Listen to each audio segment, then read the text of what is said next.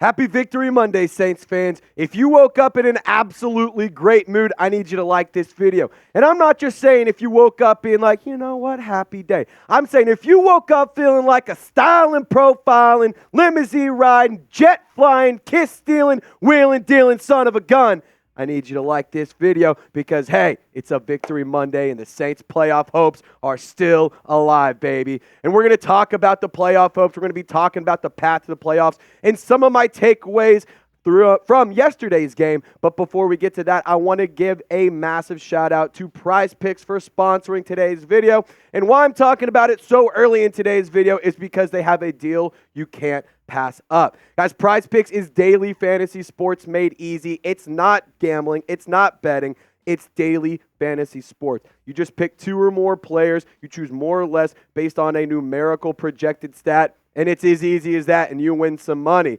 And it's Pickmas, and they're giving out 12 days of brand new promos. So sign in each day to see what's in store. And on the 5th day of Pickmas, Prize Picks gave to me a way to make a lot of money. So for today's Pickmas, you can get $5 off you get $5, for every field goal in Philadelphia at Seattle. For the Monday night game, you just place an entry with Jake Elliott or Jason Myers to qualify. So you know what I did? I said, I want to make a lot of money. So I went ahead and added that Pickmas deal, and then I went ahead and projected more on Kevin Durant because his projection is half a point. He makes one field goal, and you're making money. So if you want to take advantage of this awesome deal, if you want to celebrate Pickmas, or if you want to put down some money to win real money, go to prizepicks.com/CLNS. Plug in that promo code CLNS. We'll get a first deposit match up to $100. Shout out to Prize Picks. It's daily fantasy sports made easy. All that information is in the comment section and description of this video. All right, so I wanted to start off today's show by first off by congratulating Alvin Kamara because he broke yet another record for the New Orleans Saints. He now has more 1,000-plus yard seasons from scrimmage than any other player in franchise history. Now look at this. It's pretty elite company if you ask me. You have Alvin Kamara at number 7, Marcus Colston, the absolute legend, number 12. Is that number 6? He has 6.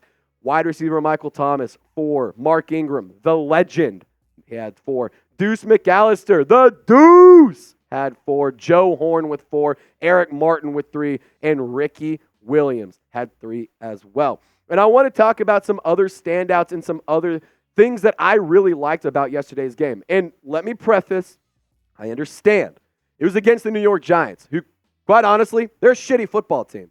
That being said, you haven't been much better. You really haven't been a great football team all season. So it was nice to see this team finally start firing on all cylinders. It was nice to see both sides of the ball play a full 4 quarters. And it all started off with Derek Carr, who I think played great football yesterday. I know guys may not love him, but look at the numbers. He played pretty damn well.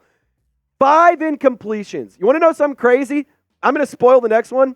The Saints had more sacks than Derek Carr had incompletions. That's unbelievable to me. So he also had 218 yards in the air, 3 touchdowns, no interceptions, and he had a rating of 134.8, a passer rate of 134.8.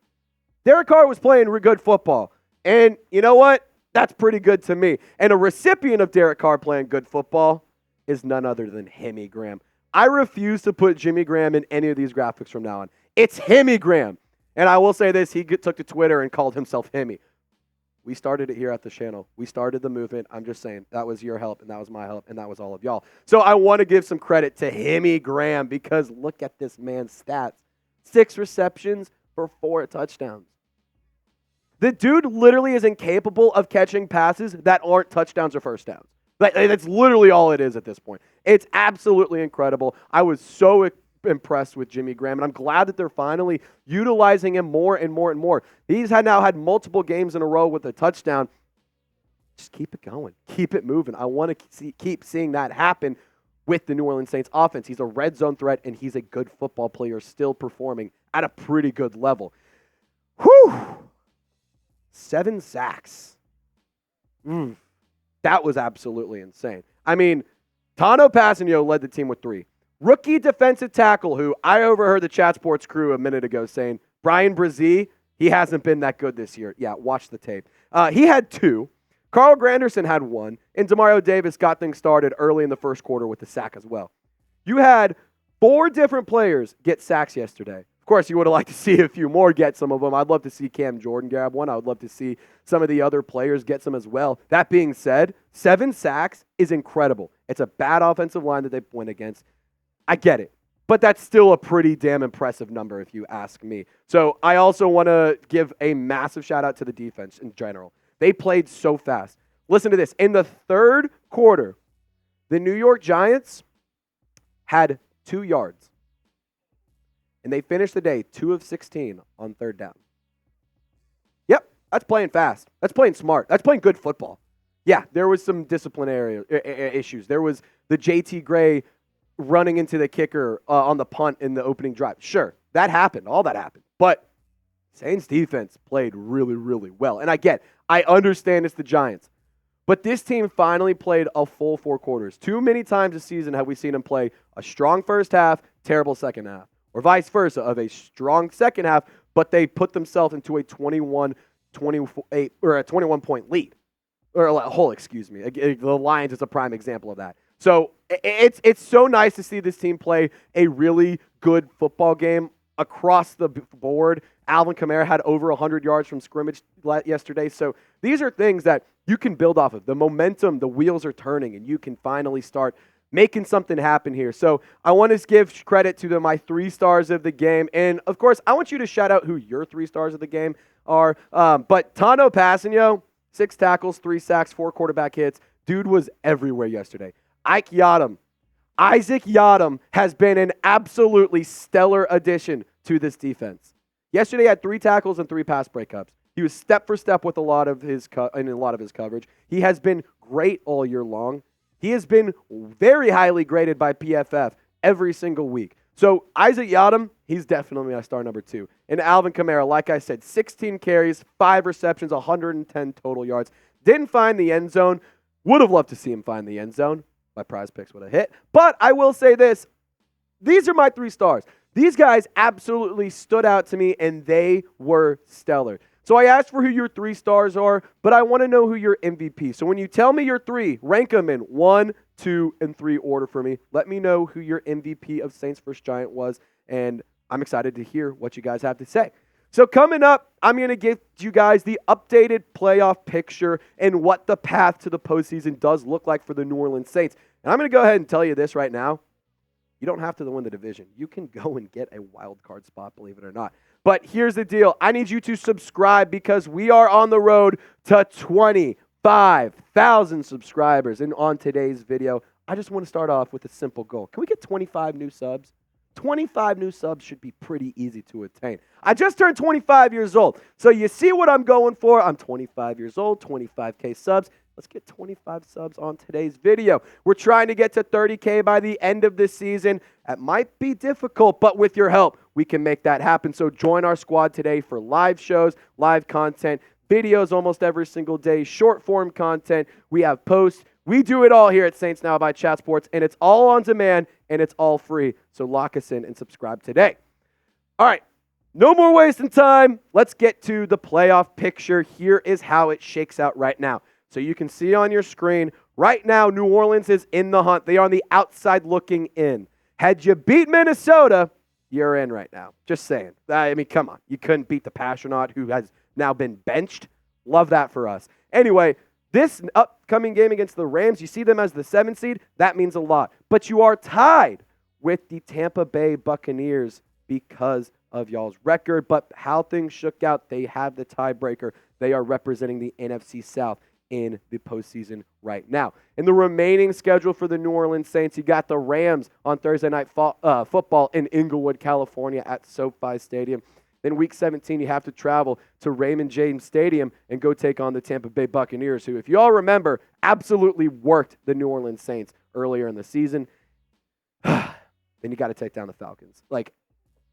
Do not let the effing Falcons sweep you. For the love of God, do not let the Falcons sweep you this year. Because, holy cow, that would be the most embarrassing thing in the whole wide world.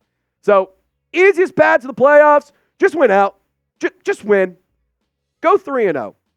Go 1-0 this week, go 1-0 next week, and go 1-0 the week after. And you're in. New York Times says you have an 100% chance to get in. That's all you got to do. It's pretty simple. It's really that easy. Just go and win, and you're in. So if you don't win out, if you win 2 out of 3, whatever combination it is, whether you beat the Rams and the Bucs, or the Rams and the Falcons, or the Bucs and the Falcons, whatever combination it is, the lowest percent chance you have is an 84% chance to make the postseason if you just win 2 out of the next 3. That's right now, obviously, depending on how things shake out for other teams. That can change some stuff. But right now, the New York Times simulator has the Saints at an 84% chance if they split 2 out of the next 3 games. So here is kind of just everything simplified on one graphic for you. Winning out, you make the playoffs. You go 2 out of 3, you're an 84% chance or higher to make the postseason, as high as like 95%. And the most important games is Week 17 at Tampa Bay, because that game is against the team who is representing the NFC South in the postseason. If you don't win that game and you lose, or if you win that game and you lose the other 2, fine, whatever. I don't like it. I don't think you want to do it, and I don't think you have a good chance to make the playoffs. But here you can see on that note the most important game, Week 17 at Tampa Bay, because 2 out of 3 wins, but that loss coming against the Bucs means you have a 92% chance to make the postseason, and you have a 73% chance to get the wild card. So that's kind of how that shakes out. You can go get the wild card. It's still possible. It's not 100% likely. It's not even 75% likely. But again, it can still be done. If you beat the Rams and handle your business, you are very much so alive. Don't overthink this. Just don't overthink this. Just go win. Just handle your business. Play 4 quarters of good football. Leave Inglewood, California with the win. That's it. And then you know what you do the next week? You rinse and you repeat. Then after that, you rinse and you repeat. And then you do it in the postseason until you hoist that Lombardi trophy. I'm not saying the New Orleans Saints can go win a Super Bowl. I don't think that they will. To be honest, I'm not even 100% confident they make the postseason. That being said, I think that this team can still go and make it happen. But it all starts in Week 16 on the Thursday Night Football matchup.